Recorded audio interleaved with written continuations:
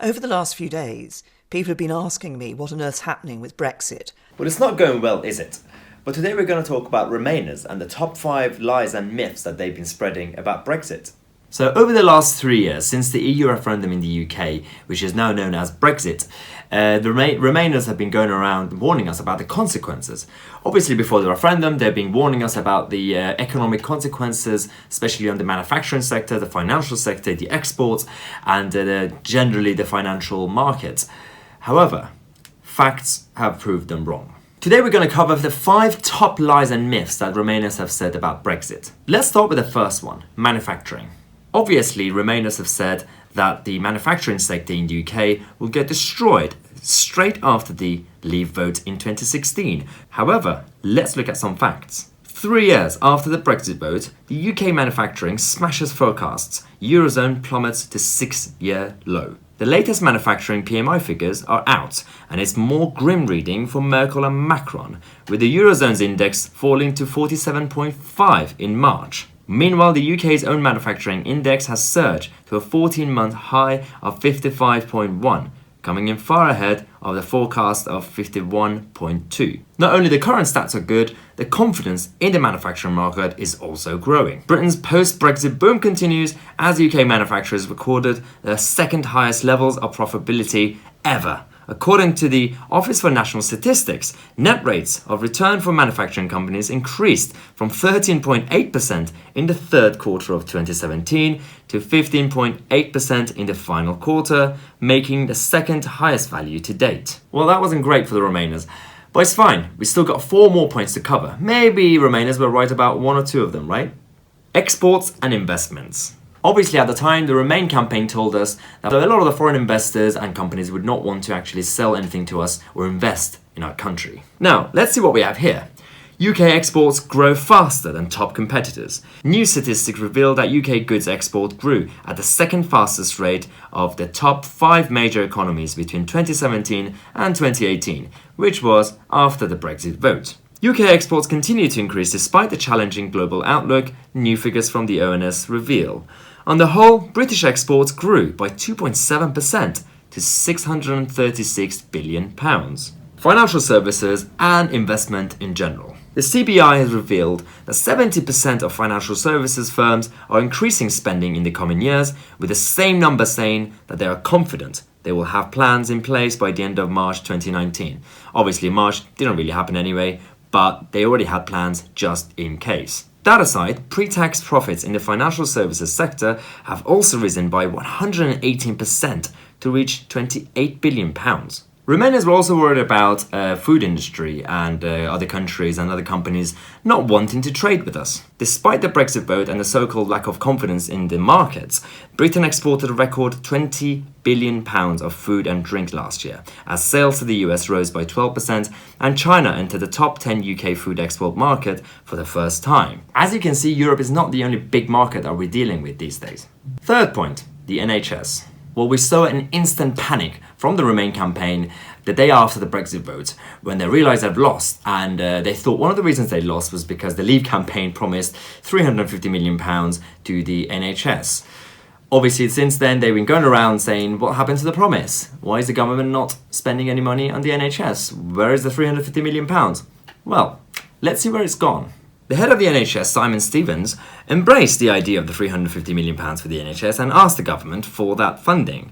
Well, did the government listen? As promised, the NHS is to get an extra £384 million per week after Brexit, the government has promised. Now, 384 is even bigger than 350. So, oops. In a major announcement to make the 70th anniversary of the health service, the Prime Minister has said that it will receive an additional £20 billion a year in real terms funding by 2024. God, I feel so sorry for the Remainers. They've been going around for years now, telling that the £350 million to the NHS is not going to happen. Well, not only is it happening, more of it is happening. Right, let's move on to number 4. Inflation and cost of living. As you all remember, the Remainers were going around saying that the Brexit vote, not only Brexit itself, but voting to leave, the process between the referendum result and the actual date of leaving will result in high inflation and cost of living increasing. Well, we have some numbers here now.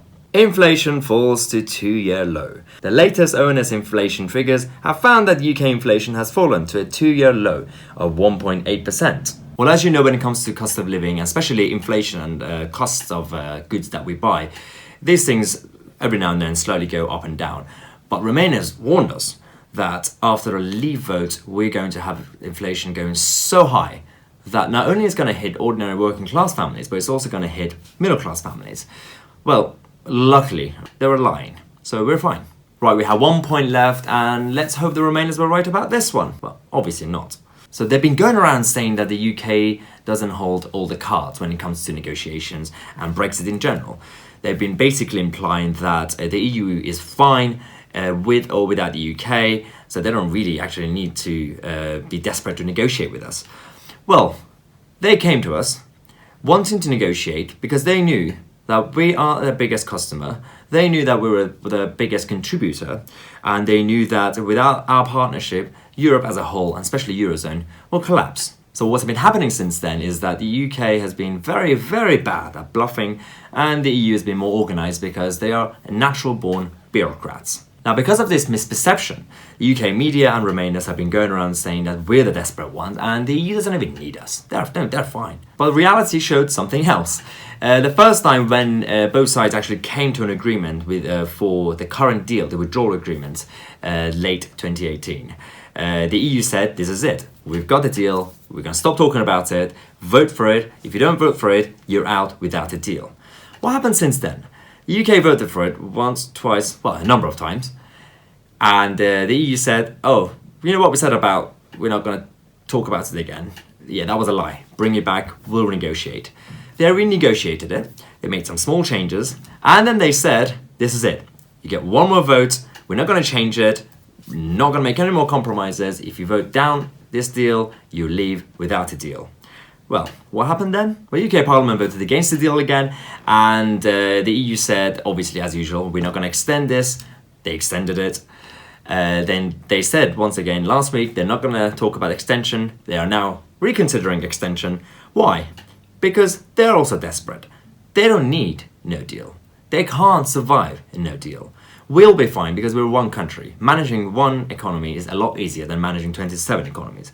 Now, I'm not saying no deal is good or bad for whatever side. It's going to affect both sides anyway. But the line that the UK don't hold any cards during these negotiations is just pure fantasy. Right, that's all 5 points. I mean, they've tried their best, and they're still trying their best. Unfortunately, the mainstream media are giving a lot of platform to Remainers when they're spreading these lies and myths without actually being challenged properly. The only thing the Remainers are being challenged these days on the UK media platforms is basically their second referendum position, which is a boring position. No one actually cares. Firstly, they're not going to get it. I mean, hopefully. Secondly, this is not the biggest issue when it comes to the Remainers. When they've been going around spreading lies and myths about the current situation, I don't really care about them going around on the streets with their balloons and everything else asking for a second vote.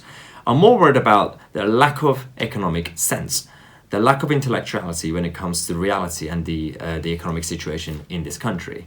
So I'm so glad that the Leave campaign won. I'm so glad we're having Brexit. I'm worried about the direction Brexit's going, but hopefully soon we'll get what we asked for. Thanks again for watching as usual. If you enjoy this, leave a comment, like, share, and subscribe to the channel, and I'll see you tomorrow with a new video.